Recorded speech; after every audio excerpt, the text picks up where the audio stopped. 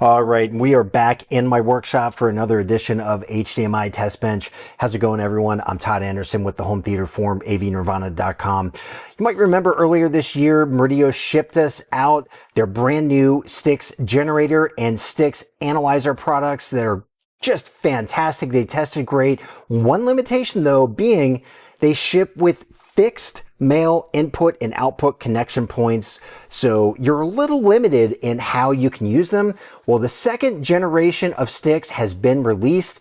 They come with female ports, which is super exciting, but also they've added some bells and whistles. Not to mention, you can test HDMI cables from point to point. Super cool stuff. Let's check it out.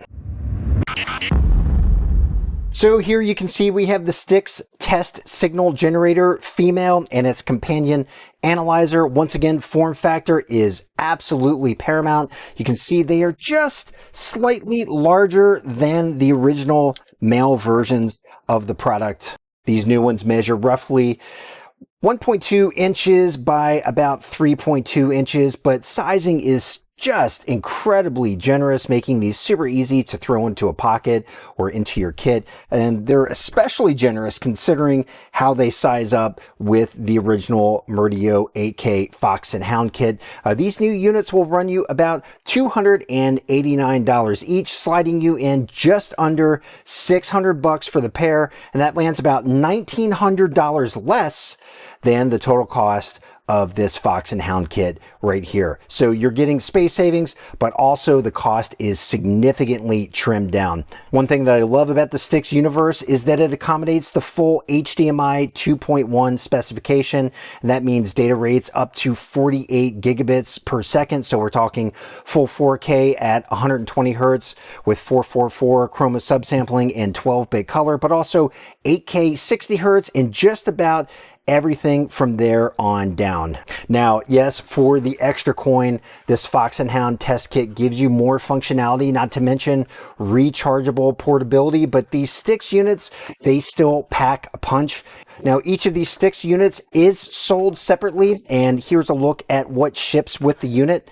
You're given this nice metal carry case that's padded on the inside, and you're also given a USB-C cable. And this cable right here, it has to be plugged in at all times. This is how power is delivered to the units. They do not have onboard batteries. Okay, so these have to be plugged in. The second they're unplugged, the units turn off.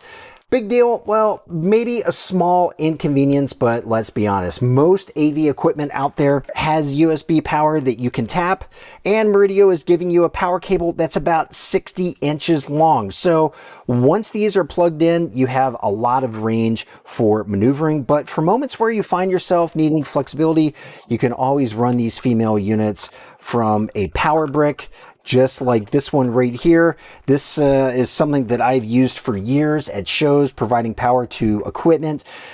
Relatively inexpensive. It runs about $67 at Amazon. I'll drop a link right down in the description, but you can see right there, perfect for feeding this guy power. So a nice power brick gives you that portability that you might need out in the field. Okay, so everything is hooked up here. You can see the units are on. They're connected together using this bullet HDMI cable. This is verified at 48 gigabits per second. And you can see that each unit has a nifty color display, and that gives you access to controlling the onboard menu system, so no apps are involved. And you can see right here, we have a button for menu navigation, and that's one area where Murideo has changed their design philosophy for these female units. Gone is a single button for selecting and scrolling through menu systems. In its place is this multi-function button that can be both depressed but also swiveled from side to side for navigation through menus. And to be honest, I'm not sure if Murideo had to go that route of changing out that single button. I thought it was just fine, but the extra width of the female units allowed them to put in this multifunction button, and after using it for a while, I have to say it adds a touch of sophistication to the overall user experience. Now, on the generator, you can scroll through video test patterns. There's 13 of those, specify signal resolutions, color depths, HDCP options, all by pressing and swiveling the multifunction button. And much like the male version of STIX, longer presses act as a selection command. Honestly, that's one area of improvement. I'd like to see Murideo replace the need for a long press with a simple short click. The long press was necessary because to get through the various menu systems, you needed to have this essentially act as a multi-function button. Short presses, long presses. Well, now you have the swivel option, so a nice short press would make sense to me in this particular case. But really, folks, that's just a very minor gripe in this otherwise excellent product. And I mean excellent because they've made some changes. They've added a few bells and whistles that really elevate this product from great to excellent in my eyes. One of them is adding a bandwidth menu option onto the generator. So just like the male version of the STIX product, the default generator screen here on the female version doesn't show you what kind of bandwidth you're tapping. So you need to see a signal incoming on the analyzer unit right down here in the right hand corner. You can see this says 40G. Well, that specifies the bandwidth, okay? So with the bandwidth option within the generator menu system, you can tell the unit to output the equivalent of 48 gig or 40 gig, and it will take care of the rest, which is great if you're setting up a test and you want to definitely specify bandwidth. Just super convenient. I love that they added that into this model. The male version of STIX doesn't have this in its menu system. Instead, to achieve 48 gigabits per second, you need to set output at 4K 120 with 444 and 12-bit color depth. Now, as I mentioned right here in the bandwidth menu, you can obviously select 48 gig, or you can go down to 9 gigabits per second TMDS and a range of variations from there on up. Of course, you can also select 720p, 1080p, 4K, and 8K, mixing up the refresh rate and chroma subsampling specs. You also have control over HDCP. And yes, these female versions are interchangeable with the male versions. So for instance, you could plug the male generator into a processor, output using an HDMI cable to, say, a projector, but instead of plugging that cable into a projector, you can plug it into the female analyzer on that end and see what kind of signal is coming through. Here you can see the output that's coming from a Kaleidoscape Strato C player that's connected to a Storm Audio ISP and ultimately sending a signal via an AOC cable to a projector. Of course, in this case, the HDMI cable that's meant to feed that projector is plugged into a female analyzer. And that brings us to another nice addition to the female generator version, and that's the inclusion of a test tone embedded into the signal path. So if you're hooking this female generator up to a working AV system, you can actually hear a tone coming through your speakers, so you know audio is being transmitted. I did not find a way to shut that off. It just seems to be constant. So if it gets on your nerves, you actually have to turn the volume down on your system. But super nice inclusion. That was not part of the package with the male version of STIX. Now you can leave these plugged in for a long time to run long-term tests, and the analyzer keeps track of everything. It logs connection data, giving you access to all sorts of useful information like signal sync time, loss events, and real-time input data. Here's just an example where I tested a trouble cable for a tad over 9 hours, and you can see the analyzer logged lots of errors.